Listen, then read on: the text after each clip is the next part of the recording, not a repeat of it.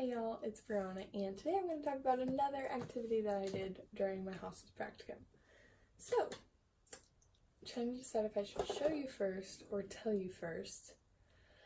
I'm going to tell you first because my example is not that good, but it's an example nonetheless. So, we heard about like stained glass art you could do, and a way you could do it is by having each color represents, of course you can have them create a picture, but we were going to go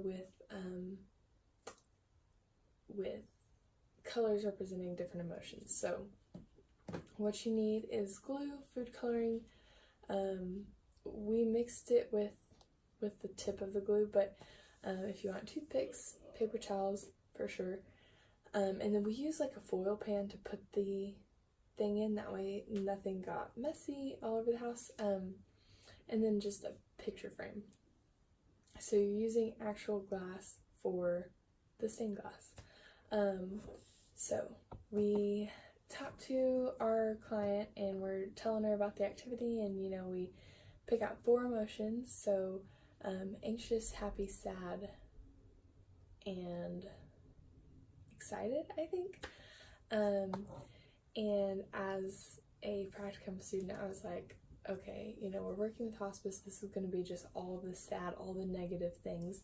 And I was really shocked because it wasn't sad, it wasn't depressing, it was a very, like, uplifting thing. All the colors she picked, there was more positive than there was negative, and something that just spoke to me is, I feel like if I were to do this activity with someone who wasn't terminally ill, like, theirs probably would be more depressing. And I feel like working in this field is very humbling and eye-opening because we work with people who are able to see so much good, and we have things, say our health is in better condition, or we have hearing or vision or all of our limbs that other people don't, and yet they're living a more full life. They're able to live more fulfilled and not get hung up in everyday stressors and little things that can really put someone down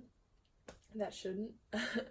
And so I thought that was really beautiful to see her so happy and excited. And she was aware that she was ill, and she was aware of the condition she was in, but still just the strength to say, this is where I am and this is what my life is. But I'm so grateful, and I love the life that I live, and I love my family and my friends and all that I've been able to do in these short X amount of years.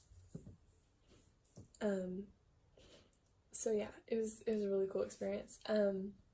Apparently, so this was not an activity that we had practiced before we implemented, which goes to show you that yes, you do need to practice before you do something with a client, because we did it and then we left, and so it hadn't dried yet. It has to dry. The whole thing is covered in glue, so it's going to take a while to dry, and we had left, and it's not, hospice is different than the hospital where we're not there all the time, so we saw her, and I never saw her after that day, because my practicum ended. But there's a lot of things that go into like scheduling and doctor's appointments and being discharged or in the hospital, or family schedules and sickness and all the things. So sometimes we don't get to see people as regularly as you do in the hospital, which is good and bad depending. But anyways, I never saw how it ended, but the patient did text and say that it was all black. So I wanted to try at home, and my family, I did it around Christmas, and so I had a bunch of family here, and they all thought I was crazy for like making this craft on my own, for no real reason but to experiment and try it out. But so I will leave it up to your interpretation on what you think about my creation of stained glass. So I used the 4 basic colors: red, yellow, green, and blue, that come in a food coloring package, and Elmer's glue, liquid glue. And so I put the glue down, and then I dropped food coloring where I wanted to do. And then I closed the glue and used the tip of the glue to smear and spread and just kind of create something hopefully beautiful. And so this is how it turned out. So you can see the glue stick like where I drug it through, but I just kind of wanted to see like what it did in different things. So you can still see a bunch of yellow here, but then it's like kind of black in the middle. And then just experimenting with like how it would turn out.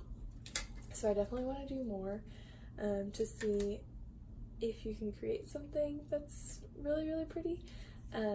But yeah, it's a really cool activity to do, just to kind of give them something that displays their emotions, and you know, they're able to be creative.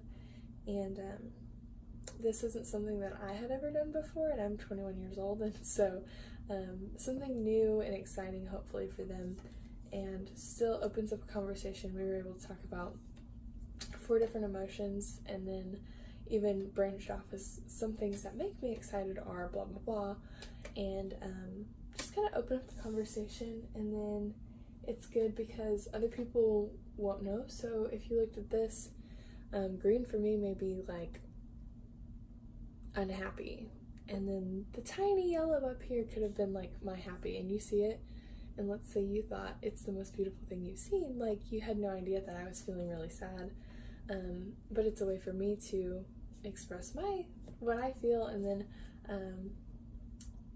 you know, it's just something you have to show for it. So yeah, really fun activity if you ever want to try it out, and I will post more details in the comments below. Bye.